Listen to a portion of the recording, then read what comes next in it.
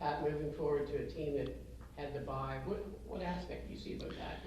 Who that helps? Yeah, a little bit of mystery. There's a little bit of mystery here, and I'll tell you where the coaching decisions on matchups here are still a little bit gray. We think we know who they have, but we're going on reports that we're getting from the Montreal game. They seem to do system-wise. They seem to play systems that were quite similar to last year. So, using last year's tape as a blueprint for what we might see on Sunday is about all we have really. Who went down? We're hearing reports about a couple of injuries in the Montreal game. We don't know if those have been substantiated or not. So there really is a mystery when you go in. This is like a week one game all over again. They've certainly had a good 3 weeks to prepare for this game. I suspect that they likely had eyes on the Concordia game, eyes on the Carleton game. They certainly have probably devoured the tape from the Carleton game. So we're dealing with some unknowns in the ball game.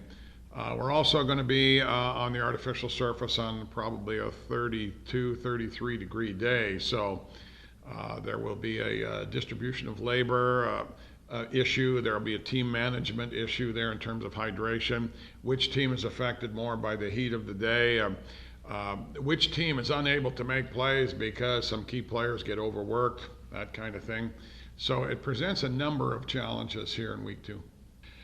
So it's an interesting place to play. These are interesting times, if you will. They have a pretty tough schedule facing them, and they have a good core of returning veterans. So we suspect that they're going to be a tough opponent. They're very athletic on defense. What they proved to be last year was fairly efficient on offense. There weren't too many superstars on their offense, but they were very good at distributing the ball. I thought the young quarterback, local boy here, he's very good at distributing the ball. He'll take off and run. He'll extend drives with his feet. So he presents a few challenges moving forward.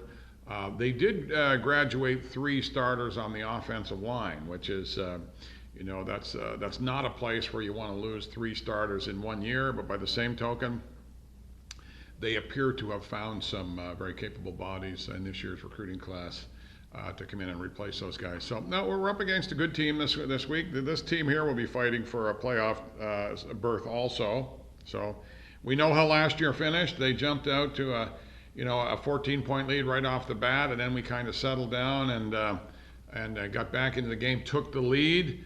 And then just weren't quite able to hold on to it, in the fourth quarter. So the goal this year is to start well and finish up a little better than we did last year.